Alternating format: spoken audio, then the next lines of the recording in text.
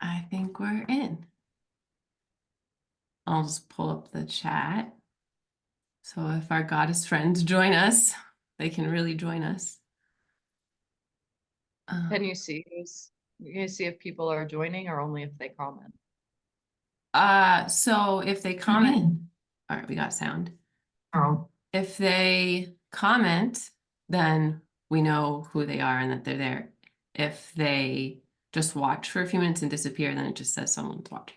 So on that note, if you're here and watching, please comment and say hi or leave us an emoji. We're so excited to be here. Becky's here with me and really felt called to share in this group from my heart. So I asked Becky to join me because screens have been challenging and I needed extra accountability. So it's nice to be here with you. Yeah, I was just telling you that this is kind of a challenging time of year, just especially if you have kids trying to get ready and make it special, and it can feel really stressful. And it's nice to connect with other goddesses. It feels really grounding to me, and it's become extremely important to me in my life since I've become sober. It just seems like a way to feel more grounded when I feel like, I still want to, think about drinking or use that as a coping mechanism. So. Thanks for sharing. Yeah, it's really like I was telling Becky too, right before we pressed live, that it's for me with addictive patterns and behaviors and habits, being connected to like the wild primal creative life force, the Shakti energy, is really what nourishes my soul. So I think we're going to share a little bit about that. But I wanted to really invite every woman in this group. I mean, if you're a man in this group too, that's fine. But everyone in this group, or if you're on this call, to really consider what are your soul's deep desires? Like, what do you intuitively know? And if this is where we're in the holy days, right? The veil is thin, it's the winter solstice, it's a time of death and rebirth. So we're releasing so many things, and it's an opportunity to ask some deeper soul questions. Like, what are the desires of my soul? Not necessarily Neve as a human and her ego and her mind and her heart, all like these layers, but in my dharma or my soul purpose, or what is, what is that next step or the next space for me to move in that direction in the next coming year? So there's so many I have seen so many goddesses on Instagram sharing really beautiful, like winter solstice practices.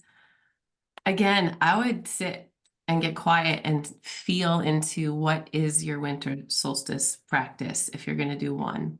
Because there's a lot of different things you can do. I know last year I buried a rock and like had a like funeral for my old self. A lot of times I'll write a letter and maybe burn it, or bury it. You can bury it. So there's lots of beautiful things. But my invitation was to be following the intuition, like feeling that full body yes, like, oh yes, this is what's speaking to me. And then doing some type of little ceremony for yourself, even if it's just sitting and journaling for a few minutes. How's that landing for you, Becky? That invitation. Well, I just like that you offer invitations like that, because otherwise I might not even think about it.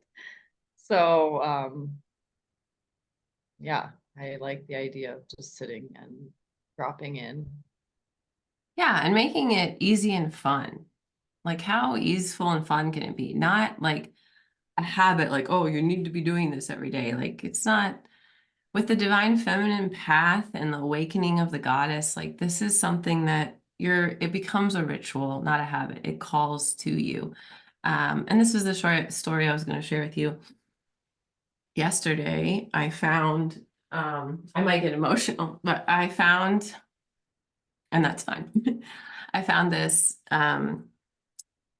It's an embossed card that it's the first card that I made, embossed card I made with my grandmother, um, Marilyn Henriksen. And inside it says praying for you. And I found it, now it's on the altar.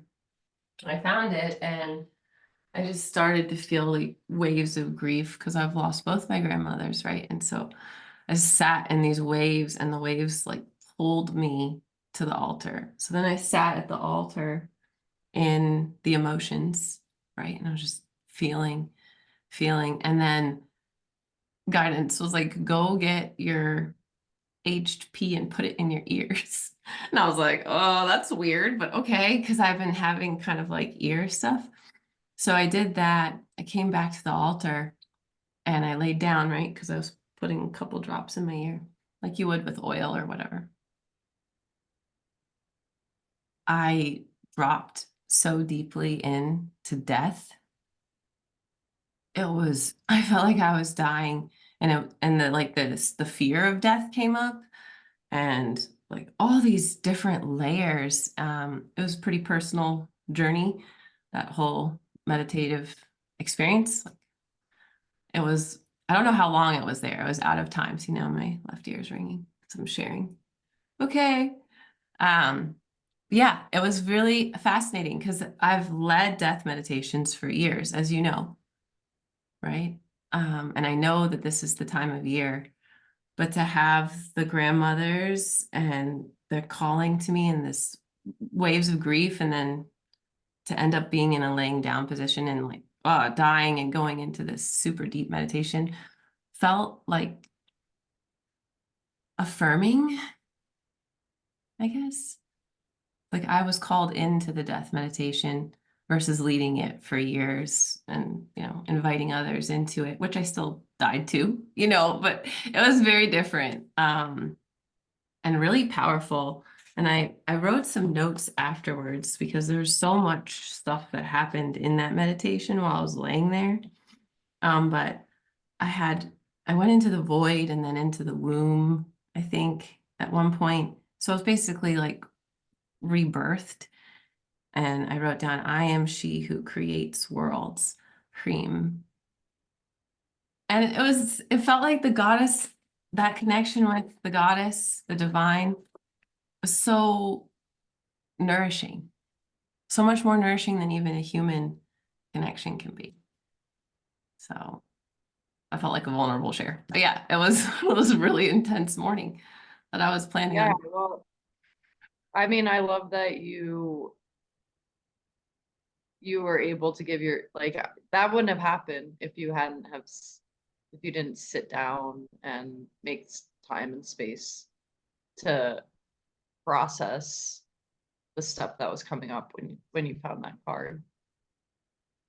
So I think that is an important gem from that. Like we can give ourselves the time to feel our emotions and sit with them. And also being in this container, I think we've really like nurtured that connecting with the goddess. So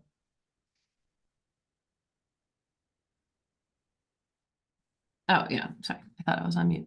Yeah, it's I feel like the Goddess Book Club and going through these powerful spiritual books together is so nourishing to my soul. Like I don't really know how I would be integrating or living my life without the support and community of that specific group. It's really, I mean, I was thinking about it. I was like, well, I feel like it's really for healers and priestesses and mothers and, right, any divine feminine archetype that you feel connected to, even the witch, right? Or, um, yeah, oracle.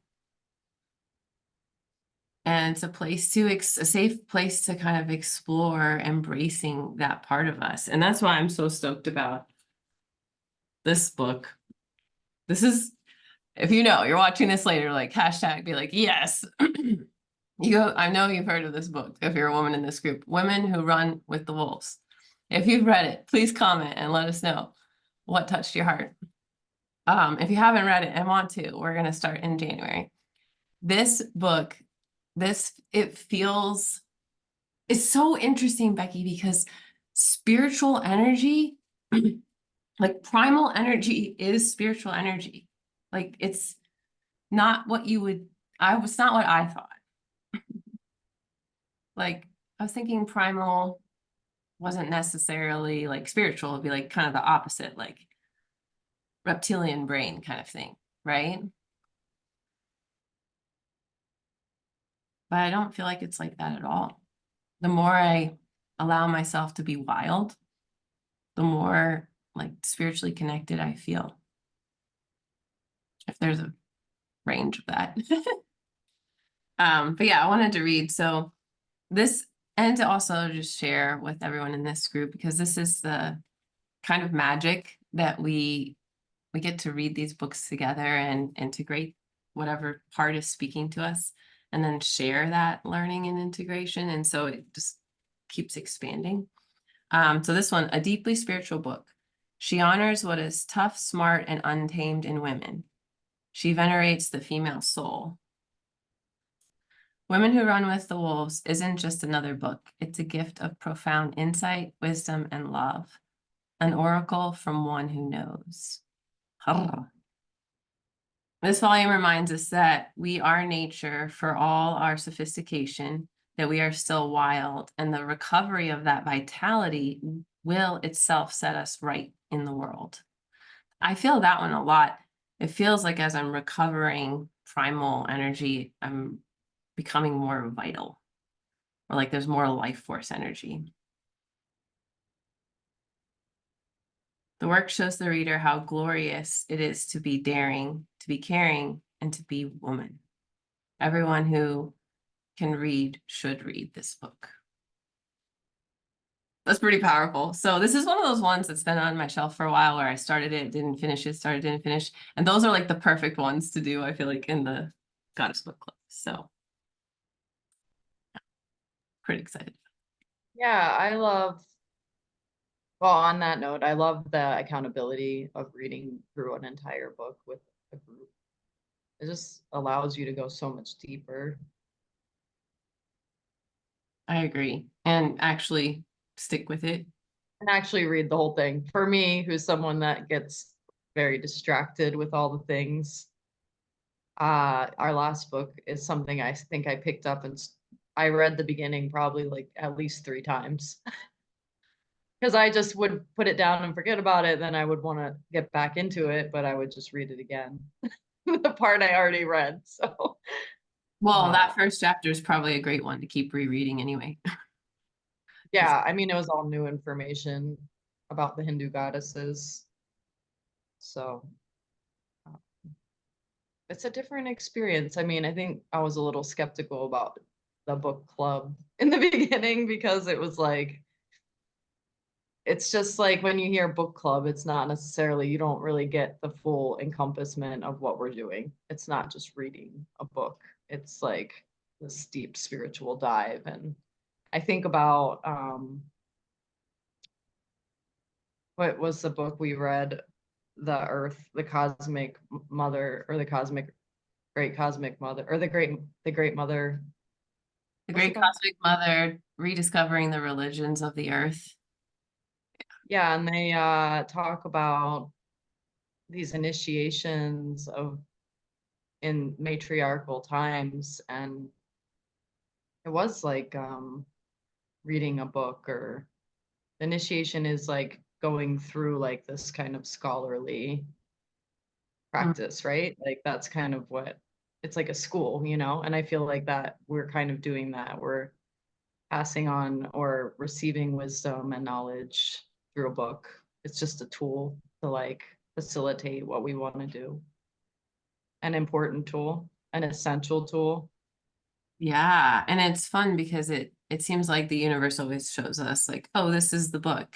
It's very clear, which is really interesting. I'm always asking everyone, well, is this the book? Yep, this is the book this time. And I think it's so perfect because I feel so wild.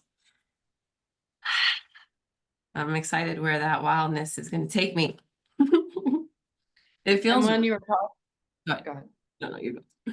Well, when you were talking about like the primal energy and being in alignment with the spiritual energy, it made me think of um, like how our culture, like we're so conditioned. So it kind of makes sense to feel that way because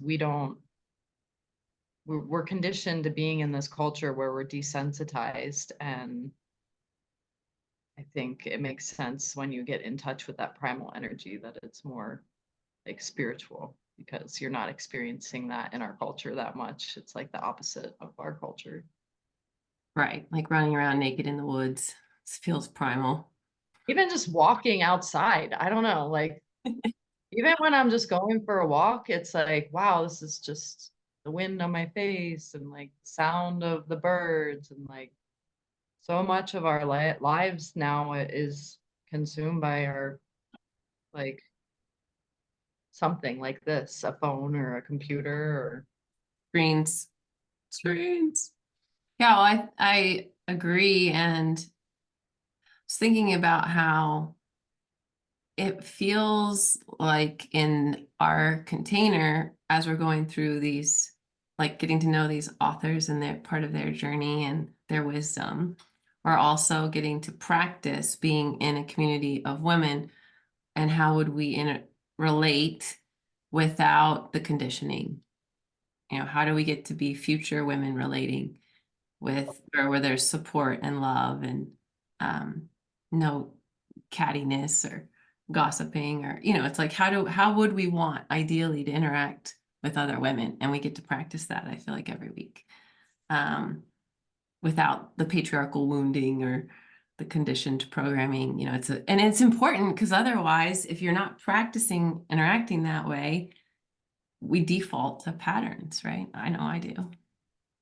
So and you're really good at facilitating that. I'm like my experience is like you call us out on our bullshit kind of like at least on an individual basis. Like if I'm talking to you about a problem, you're like, well, you could use nonviolent communication, instead of feeding into the cultural conditioning. You're able, like you have enough experience to be able to gently guide us to maybe approach a situation in a different way that than the conditioned way of dealing. Like an example would be like cultural conditioning.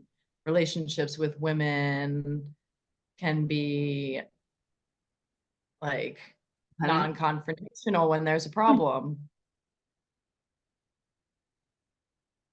and you're helpful at encouraging the confrontation in a loving way, instead of Yeah. having it. Well, what I hear you saying is that, and correct me if I'm not hearing it correctly, but that there's support to interact in a more conscious way or mindful way in our book club or in the container, and then it kind of trickles out into other relationships where it's like, oh, okay, Right, yeah. I'm Yeah. inspired to now try that nonviolent thing that Nee was talking about or whatever. Um, Yeah.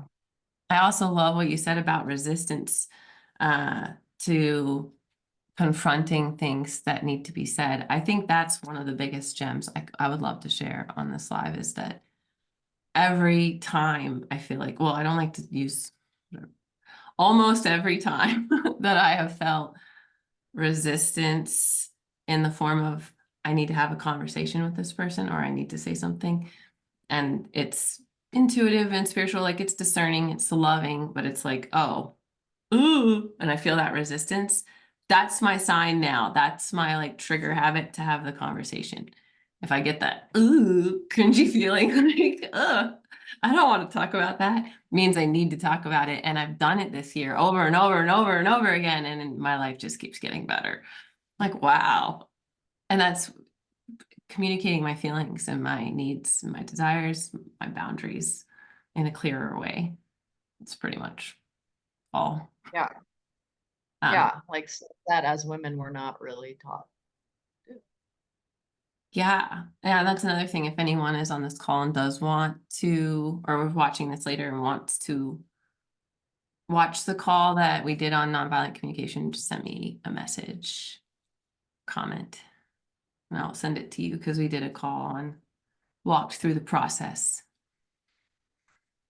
And just having awareness, even if you're not like actively like, I'm gonna go talk to that person and tell them exactly how I feel, like at least if you have the awareness of like, this is how I feel, this is where my boundaries were crossed, or these are my boundaries that I need, just getting clear with yourself is like life changing, even if you haven't gotten to the point where you can tell people. Oh, for sure. Yeah. Thank you for bringing that in because when I started doing this stuff, it was like, well, what is my need? Why am I upset? What am I feeling? There's a lot of self-inquiry involved to get to that courage part where you actually do the thing. So, I awesome. think it's different. I mean, I haven't been in a lot of other groups, but I think what makes our group unique and special is that well, there's some really good tools that I feel like we're using and that you share and teach that create a different dynamic in the group than if there weren't. There's like a structure that keeps us focused and in a growth oriented evolving way. Kind of like the group guidelines-esque, dropping into Yeah. And continue. it's not necessarily that we have like a written set of rules, but it's more like we have established that verbally, and like we do brags every call. So that's a new thing for a lot of people where you're telling the good things that you did or what you're proud of. It's like a different way of being than a lot of other spaces. Right. Like not staying very positive and present, probably. Not necessarily positive, but definitely present. I guess, yeah, and it's not just a book club. I guess that's my point. Is like we do meditation, we pull cards, and we have like a structure where we get to connect in different ways, spiritually, emotionally. We tap into our physical state. We talk about like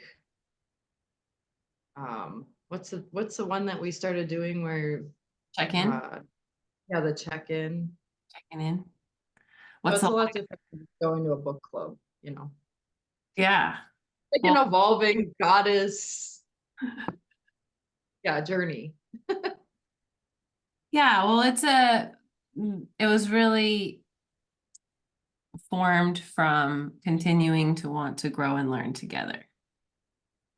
You know, that's kind of right. People would go on these long, deep dive journeys with me. And then I was like, well, I still want to hang out. So, But the best thing too is like you're not just like I'm the leader, like everyone in our group contributes. Yeah. not like It's that. like not just feeling of Neve as a guru, it's like, oh, Elaine has got like amazing things to share. Soko has amazing things to share. We're all gurus. Yeah, we're all like equals in our group. Well, gurus like, right, gravitas. It's like depth of whatever. And I feel like that's all of Here's us. Yeah. And it's a collective. There's all these individuals, and then you bring the energies together, then there's a depth that can't be reached as a singular, right? Like I am in moments in my life and feeling so much love, gratitude, and appreciation, knowing that this time and space is now it's this time and space. Like it's shifting. And so I don't know how to explain it, but I feel like embracing crone wisdom I and really integrating that, it's like allows me to step back and appreciate, I think, things going on in this time of my life. That if if I didn't have these beautiful women speaking into my life, I might be a little too rushed and not enjoying it so much. So, hope that made sense. Yeah, yeah. And it's nice to have different age representations in the group because that does make a big difference. Yeah, I love how dynamic and different we are, and then also the similarities that we have with open-hearted, open-minded spiritual journeyness. Yeah. And like, I've experienced both sides of having someone older share wisdom and then also feeling like, oh, I can share wisdom because I've raised children, I've been through a divorce, I've had all these life experiences that I can relate to and support other people through. Mhm. I love that. That touched my heart. Thank Yeah. you. Yeah, it's such a cool thing that I've never experienced before, Yes. unfortunately. That would be like, what is it? It's like a need for contribution, giving back. Community, I mean, community for sure.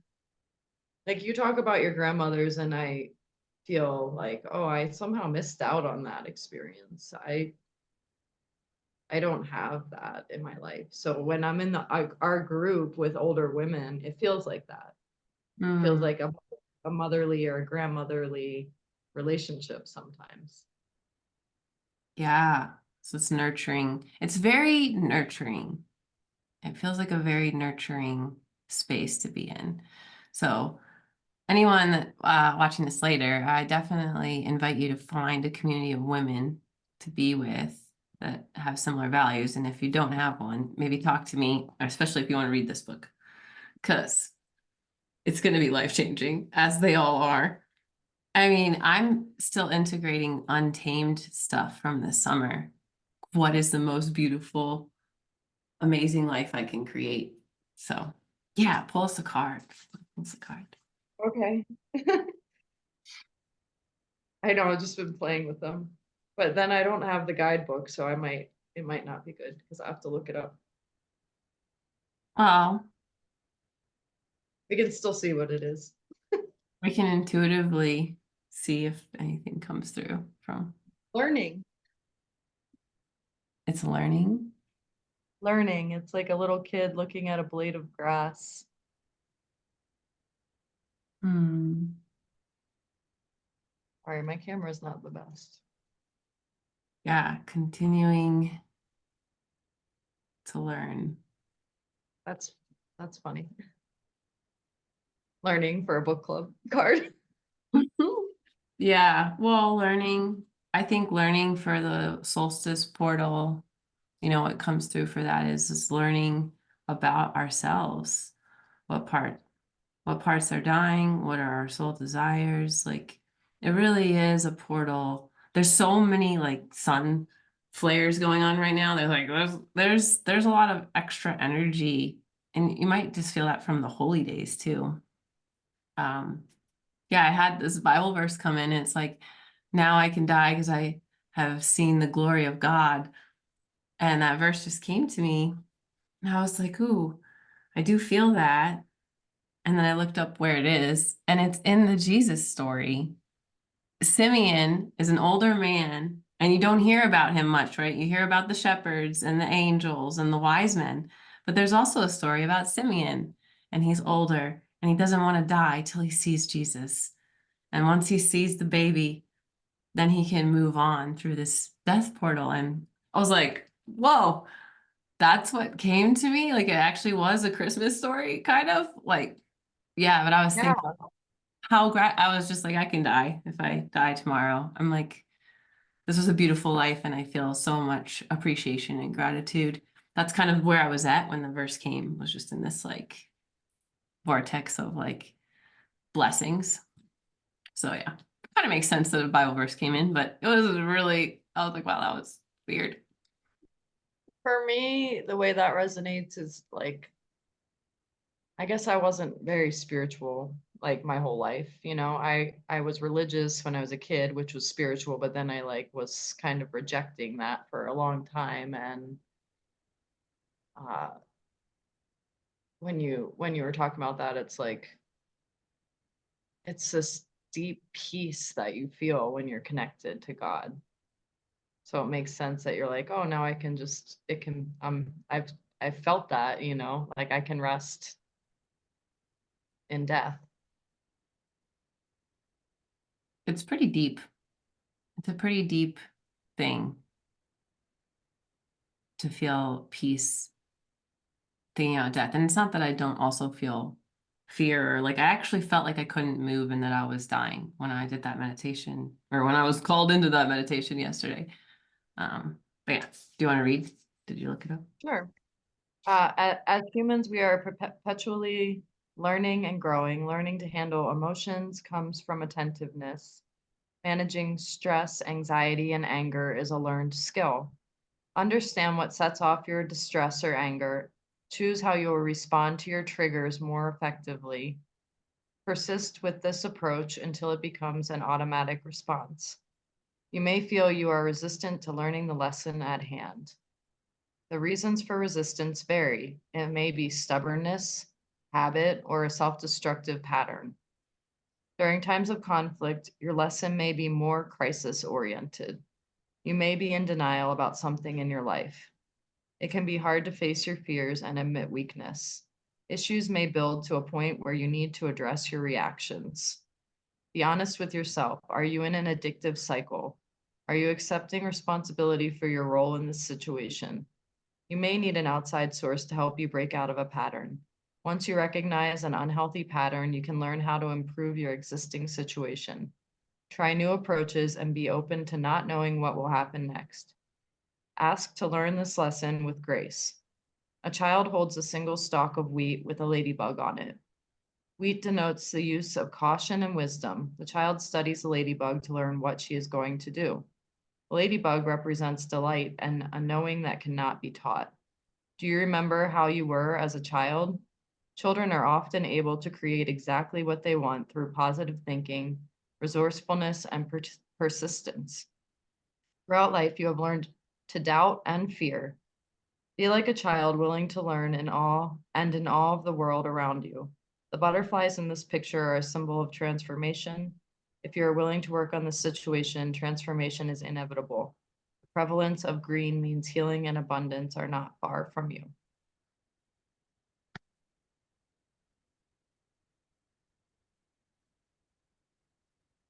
I feel like that super resonates with everything we were talking about.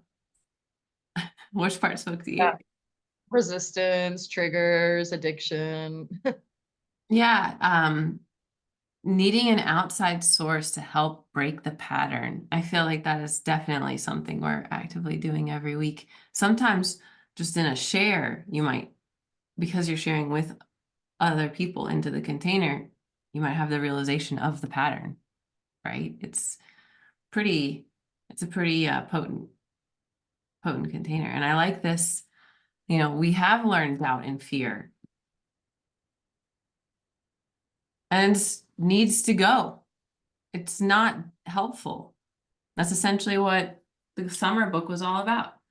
We're conditioned to be in fear and to doubt our intuition. And this whole vortex of divine feminine is about strengthening, honoring, and following that intuition, following your soul's desires, right? Really allowing. Learning to be in a space where you don't have to be that way, right? Yeah, that you don't I have know to. I've shown up to calls where I've been feeling like that, and I'm just like, I'm such a mess, but I don't know, the calls are like, they pull me out of that state. Hmm. I don't know if you've experienced that, where you're like just not feeling grounded, and then you're on a call and it's like group is just, it's like this healing vortex container. Yeah, and we're doing that energy healing at the beginning of the year. That's going to be awesome. I think that is is that an open invitation? Are others allowed to join that one? Yeah, if you're interested, Elaine is doing remote Mhm. energy healing. Yeah, So let but it us is, yeah, it's something you'll have to reach out to us individually on. yeah, or at Because least it come. is a limited amount of space in the call. Yeah. What did she say? How many people did she? I don't remember. I think it was not more than 5, I don't think. It's a small thing because it's a lot of energy. Yeah, it's a group. She's doing a group best. It's called Best Healing. But it's like an energetic healing for a whole group, like instead of one-on-one. Which is the kind of cool stuff we do in our group. So Everyone has their little things they're into. I like how it co-creates itself. So in closing, I guess, we've been here for a little while chatting. Um, winter solstice portal. It feels like a really great time to take a few minutes, whatever ritual that becomes. I would invite everyone to do something where you're quiet enough to hear that intuitive voice, you know, or journaling, I think is great too. Journaling.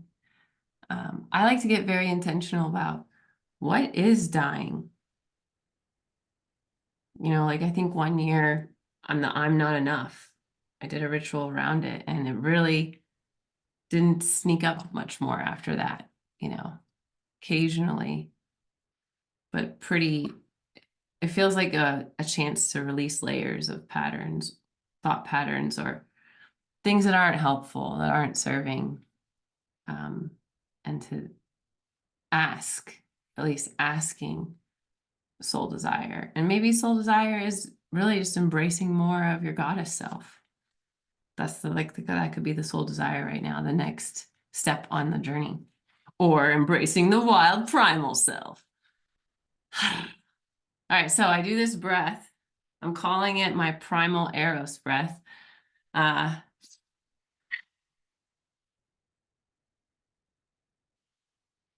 yeah. Connect to your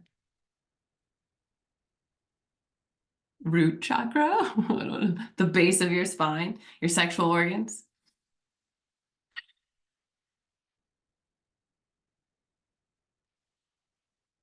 Is that audible or just like are you just breathing out or are you making a noise? Because I'm making a noise. It's like a ha. okay, it's weird with the microphone. Sometimes Zoom. you don't, yeah. Did you hear any of those? I couldn't hear it, yeah.